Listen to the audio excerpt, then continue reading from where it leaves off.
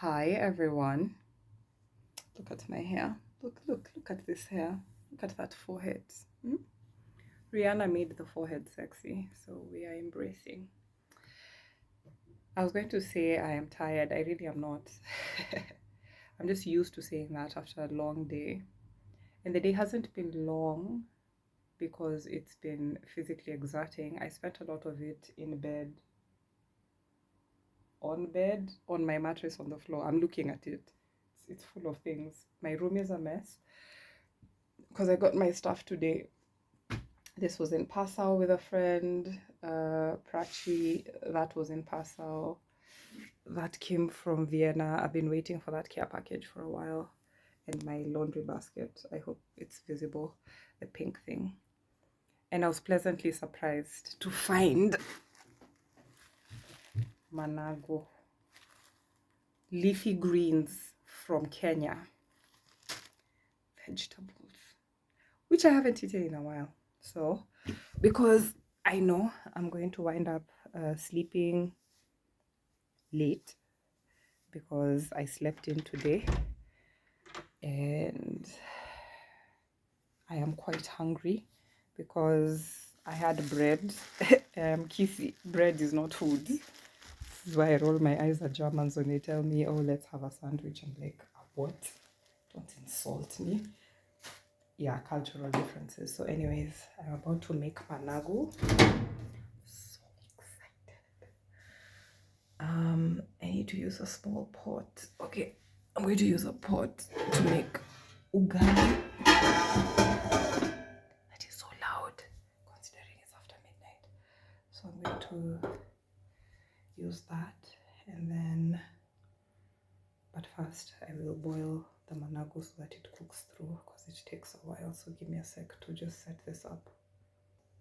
Yeah, so that's done. I'm setting it up to boil. It's like a handful, but because it's dried veggies, they're dehydrated. So once they soak up that water and they boil, they'll increase in volume. I've seen this happen before. I got this managu from a Kisi woman called Brenda Kongongo. She's called Kongongo. She's married to a woman. And Brenda, thank you. This managu has lasted me a while. And I shared it with my ex-partner, and initially I wasn't sure he'd like it, but he did. So for someone who doesn't like mboga kali to actually like, when I say mboga kali, for those who don't speak Swahili, it's bitter vegetables. For someone who doesn't like that to actually enjoy it, I'm like, okay. In his defense, by the way, it's not that he's now bougie. He eats it at home. It's just managu is not what he typically eats. In Luo land, they have dek. Dek is different from managu. So we all, again, Kenya is not a village. It's many villages in one. So I'm excited because I got my care package from my BFF Stella. I got guava leaf tea. This really helps with my menstrual cramps.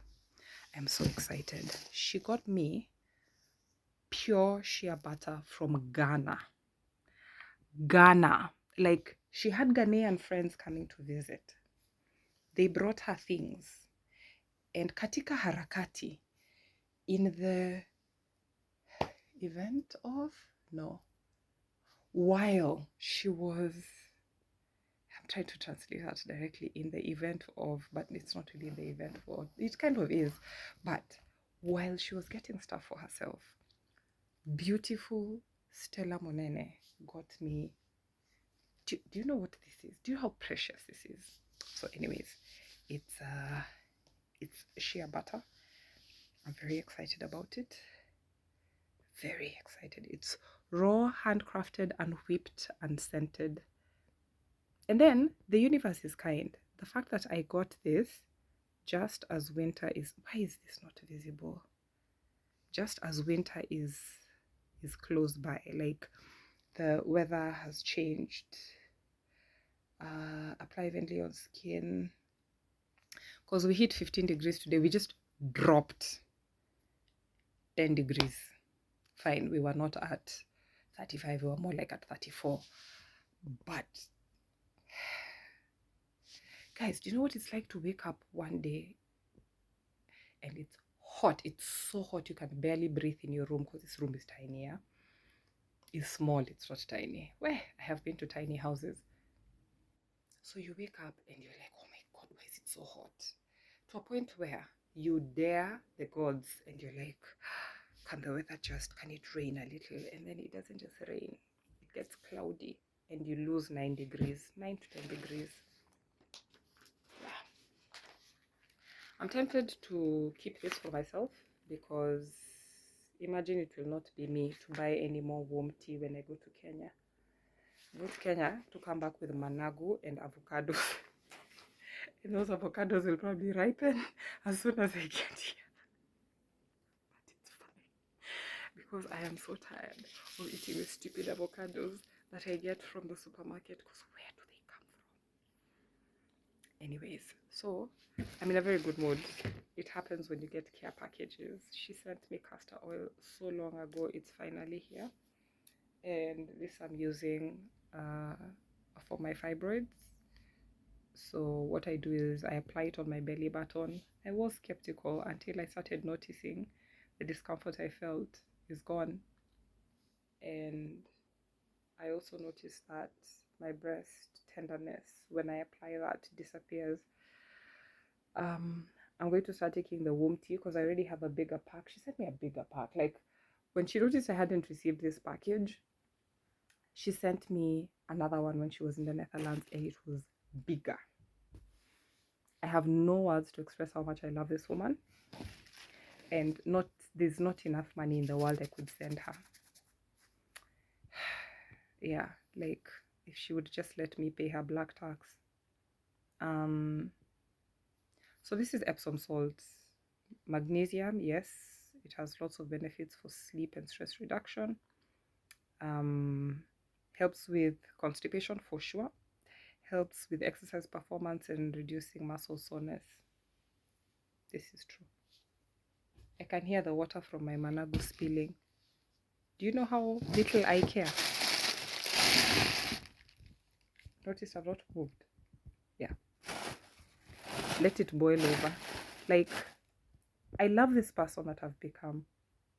Small things don't faze me, she said as she walked towards the kitchen, because I was like, why am I still hearing the cackling? Oh yeah, because yes, I did need to come. So the thing that is happening is that thing that managu does, that it wants you to be here to treat it like a child. Like, bas baby, pole, we are sorry that you are so in your feels. Yeah, this is fun. That has made me miss cooking with firewood. No, I'm not going to lie here and pretend that I grew up cooking with firewood. I did not. What I did experience, although my mom did, I think they used charcoal and firewood because I had so many relations coming to visit. Using gas was not, according to my grandmother, practical. I don't know what the math was, but yeah, the math is there. When you have many guests and you're constantly cooking, you don't want to use gas because it's too expensive. And my grandma she knows how to make things last long. Anyone else's grandmother, yeah, it's a thing. Their generation grew up in poverty, and so they learned how to make much with little.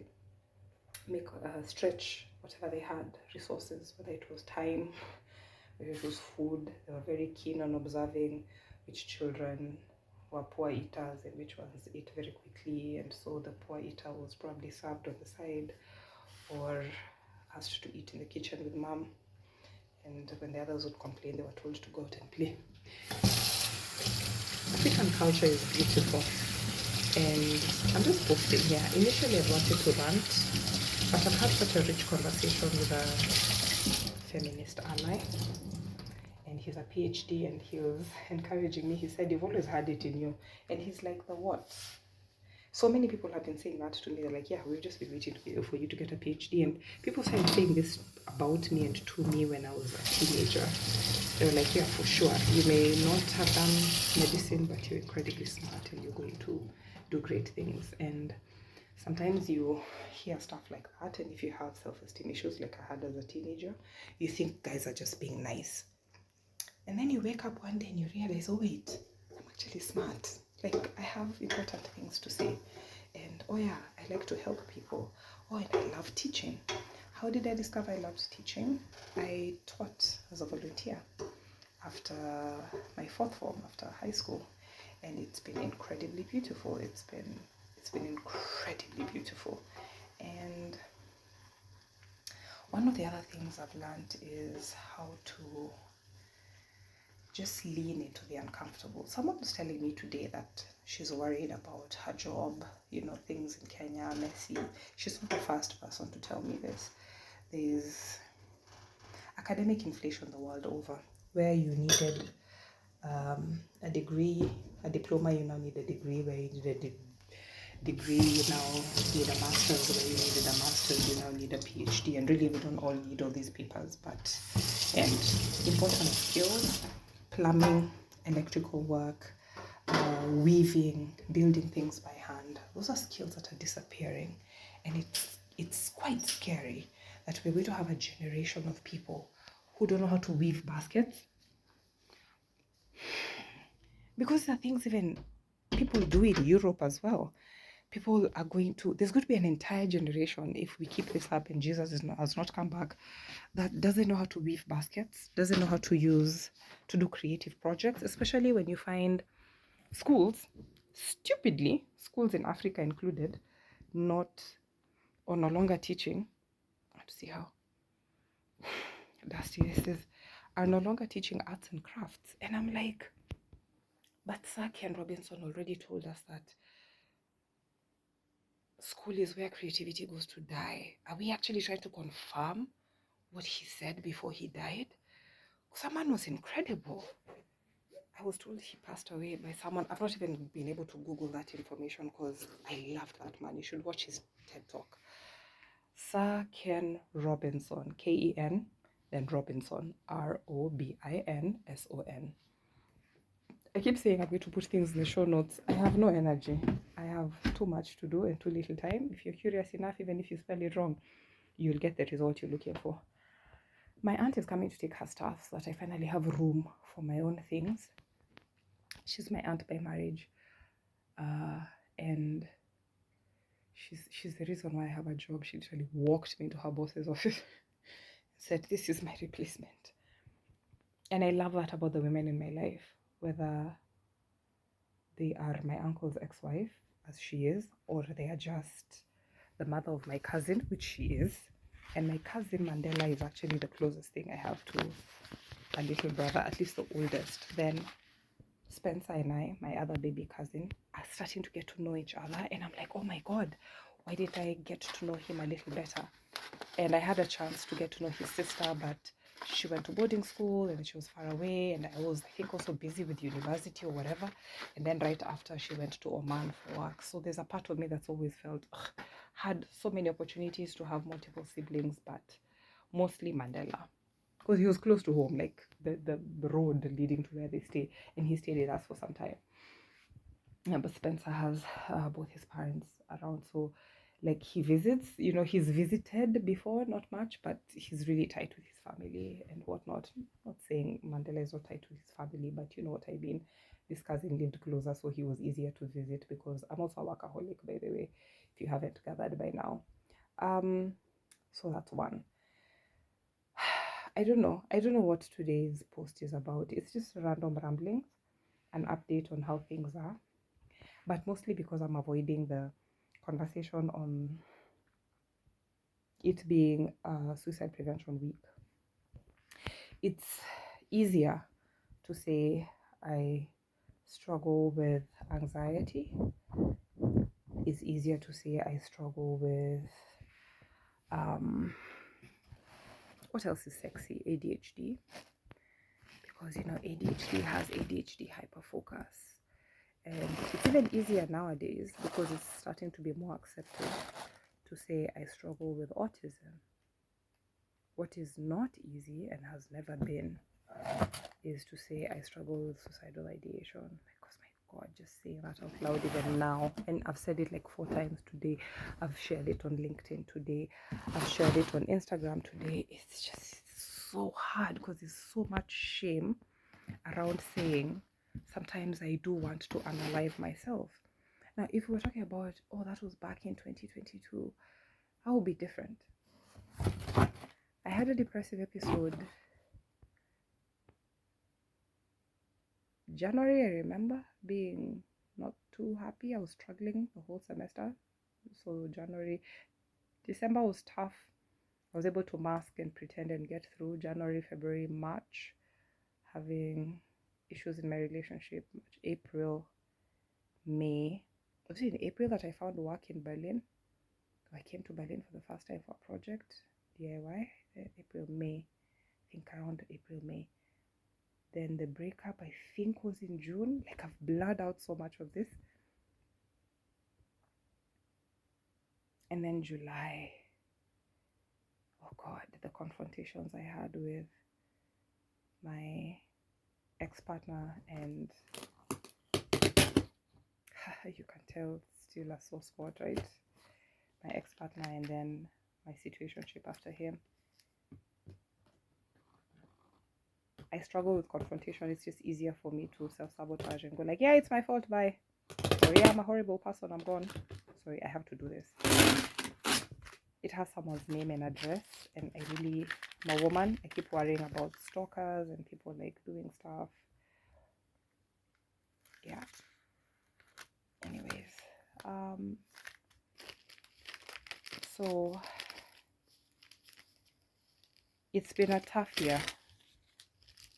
I feel like the light is only starting to come out, and then the light starts to come out and the temperatures drop, and that's a lot of PTSD because for the first time this year, since 2022, I don't have a family to celebrate Christmas with in Germany if I wind up staying in Germany.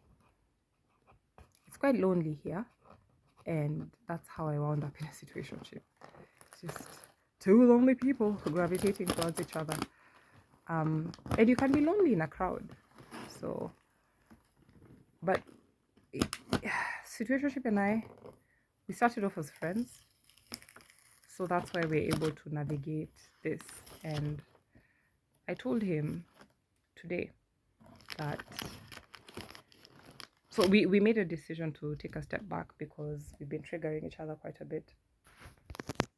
And my response to getting triggered by a man is to lash out. I told him I don't like that about myself. I want to do different because I come from a long line of angry women. By long line, I mean my grandma who's in her 70s, late 70s, my mother who's in her late 50s.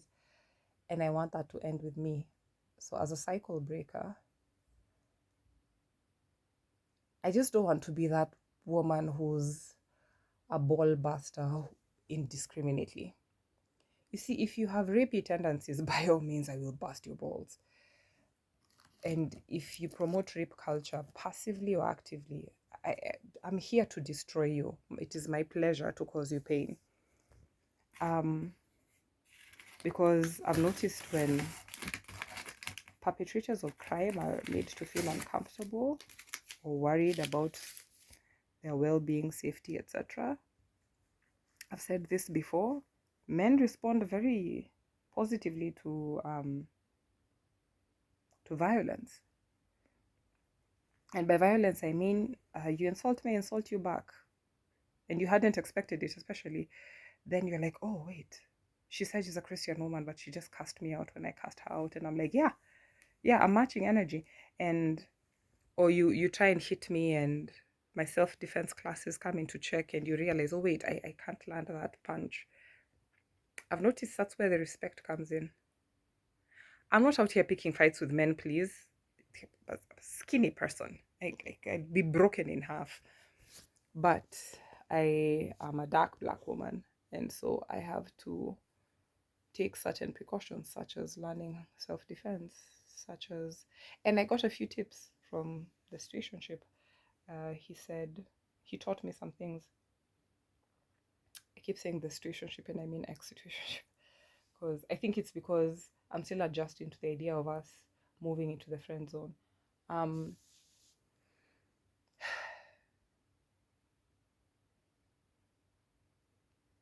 and I've been doing that with my ex situationships lately. Family moving them into the friend zone. And I don't believe I have male friends. I do know that I have male associates. I have men I discuss school and work with. And then I have men I network with. Like that's one box: school, networking, all that stuff, professional stuff. And then I have had male lovers, and I'm not interested in having sex with men right now. So I've shut that door. And so I now have, and then for friends, I have female friends.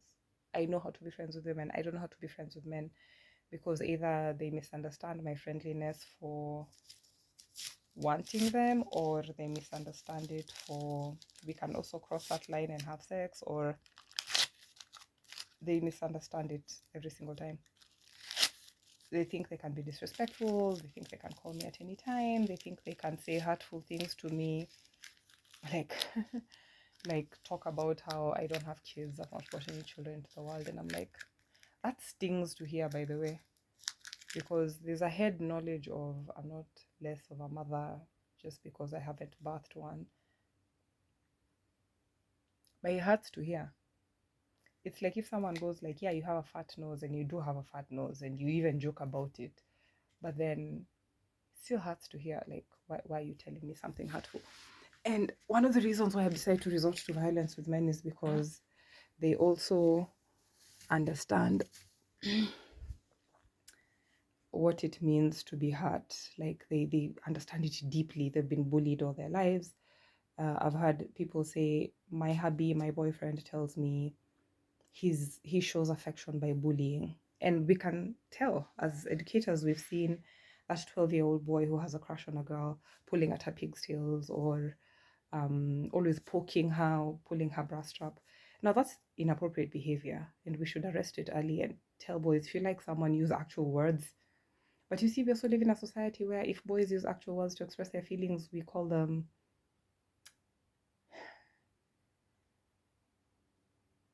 wusses. We call them pussycats. I'll say that in case there's a child who views this. We call them, it rhymes with ditch, axe, mega, and we call them a host of other things that, and then we are surprised when they unalive themselves because they can't express their feelings, because they don't know how to be there for their female partners, because they don't have the vocabulary to say the thing they're feeling, because they don't know how to deal with their children's feelings, because where did they learn? When at 4 years old, we were saying, that's my little man. When dad dies and he's 10 and he's told, you're now the man of the house. We adultify boys so badly.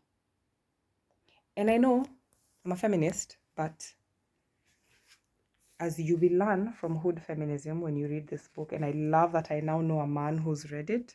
He's in academia, no surprise there. He's a poet, no surprise there. He's a botanist, no surprise there. And Mickey, man, Mickey Kendall has this book is a Bible of sorts, and I've just glanced through Legacy, and it's just shifting my whole life. I haven't even touched Gabor Mate's books. I haven't even ordered Esther Perel's books. Once I have those, and the one that caused Kwame, is it Kwame Nkrumah? And then Black Civilization is coming sometime within the course of 1 week. Once I have those books, this master's has written itself. I have female friends who've actually sent me things, and they're like, oh, this is for our master's thesis. Val has held me down from high school. And last year when I needed holding down, it was Anne and Stella. This year it's still Stella, and now Stella and I are holding each other, and then Val and I also holding each other. But Val is really holding me down in this academia thing, because I honestly see her. I see myself convincing her to just come do something here in Germany. She's a creative like me. I love this girl so much. I've loved her since I knew her when I was 14. I love her as immensely at the age of 36. I've just been taking stock of all the people I'm grateful for. Stella, who I met just before I came here. Jules, whom I've known in the same circles as this guy. My yoga instructor. I'm pissed off at my mom. I can't stay with her. BFF. We have a baby girl. I was in the labor ward with her. All those years ago, God. I don't know. Like when that child is 8, it's a part of you that's just shaken. Charity. Tina is now 10. I've just been taking stock of the women in my life and how grateful I am for them. Dot makes me happy. Samoina just sends me pockets of sunshine, whether it's through sunsets, pictures of sunsets, or just things that make me laugh because she has this brilliant brain. Faith Gore, I've shared about her on Instagram as well, because she also shared on suicide prevention. She's in the mental health workspace. And everyone I've referred to her is incredibly happy. Ruby Miseda, my therapist, who actually feels like my friend. Of course, she doesn't cross that line. And also because I believe in boundaries. But I still send her WhatsApp messages. And I'm like, wait, please check this out. We'll discuss it at the next session. And, I refer people to her because she's incredible. She's just incredible as a human being. And she's not just studied psychology. The thing I like about Ruby is that she's also studied sociology. So like when I talk about my issues with her, she's able to see, oh, what generation does this person come from? This is why these issues are key. What culture do they come from? Which part of the world? Working with a therapist who has that context, who is younger than you and is able to give you fresh perspective because she's a younger millennial by a few years. But and she calls me out on my BS, and she knows how to do it gently. And to work with someone who's on the spectrum while you're on the spectrum, representation matters, you guys. In fact, that's the thing I'm going to part with, so that my manago doesn't burn because I can't hear water anymore. Representation matters. Someone asked me today whether it does me any good to, oh God, there's water, thank God, to share on my mental health. Like, do I feel better? Does it do anything for me? And she's also in the wellness space. And I told her it really does. It's my ikigai. It's my reason for living. My reason for living is to do the best I can with what I have every single day, and to always, always, above all things, shine a light in the path of any and every person I meet. I love this quote. And someone thanked me, a TED Talk presenter, like she's been a TEDx speaker. She's been on the TED stage. She sent me an inbox on LinkedIn and she thanked me for the work I'm doing to advocate for other people. I guess she's been observing. She looked at my profile, I could tell. And it felt so good to be seen. It felt so good to be seen, not just by another Black woman, another brown woman, but by a white woman who's like, I see the work you're doing. Incredible. Congrats. It wasn't necessarily, I'm offering you a job. Come speak on the TED stage. It was just, I see you. And I love that. I love that we live in a world where, because of the adversity we are suffering as women in general, we are now stepping away from Black feminism sometimes to champion the cause of the white women suffering as well. And then they speak about our issues because they have an audience. They're using their white female privilege that way. And then I know some incredible white women. Henrique in Berlin, Sarah Mamola in the US, Bronwyn. Bronwyn is from South Africa, and she acknowledges her privilege. I mean, I'm really, really, really fortunate to know some of these people, and people who don't say I don't see color, people who, when they see Black women getting paid less or disadvantaged, they don't just speak up about it, they do something to make sure the Black woman is paid as much, or they call it out if they're able to without making the Black woman get into trouble. Like, I know some incredible white women, and for that I'm entirely grateful. Kindness is free, you guys. Kindness is the reason why people like us who struggle with their mental health are still here. Someone says, I love you. Someone says, I see you. Someone says, I acknowledge the work you're doing. Thank you for sharing so bravely. Someone asks out of curiosity, not to prove a point, not to make you feel like trash. Like, does this serve you? Is it good for you? Someone calls you out gently. Someone takes feedback. You tell them, this made me uncomfortable. This harmed me. And they say, I'm sorry. How can I do better? Oh my God, what can I do? Can we meet? Can we talk about this some more? I want to do better. Those are things that make us want to keep going. So, kindness is free. Sprinkle that stuff everywhere. I have it here. Be kind, for everyone you meet is fighting a battle you know nothing about. I'm dressed in black, in a black background. I feel like I've been speaking at a funeral home, but knock on wood, no. I just thought I should speak a little light because I've been dealing with heavy subjects. It's been a heavy week. I was painting over the weekend. I got to watch Unprisoned and The Bear, and those are heavy series to watch. But whatever you're going through, I'm willing to bet that if you shine a little light in someone else's life who's going through stuff themselves, you're going to find your life feeling more full, more meaningful, full of meaning, full of joy. And it won't be every day. Depression, as the WHO short clip about depression being like a dog that follows you everywhere, that sometimes you have to carry or drag along, or because they don't feel like walking, or a bag that you have to wear. It's true, it doesn't go away necessarily, but it does lift. And sometimes it's because someone is out there like shining a light. So I hope you shine a light in someone's life. I hope you resolve conflict gently, even with that man who's pissing you off. I hope you decide after ghosting someone who's pissed you off to give them a second chance, if it is within reason. Don't suddenly go back to that abusive ex to unblock them. But you know what I mean. But I hope you lead with kindness wherever you are, because I can't think of a better way to exist in the world. It's giving demure, right? I had to use that word.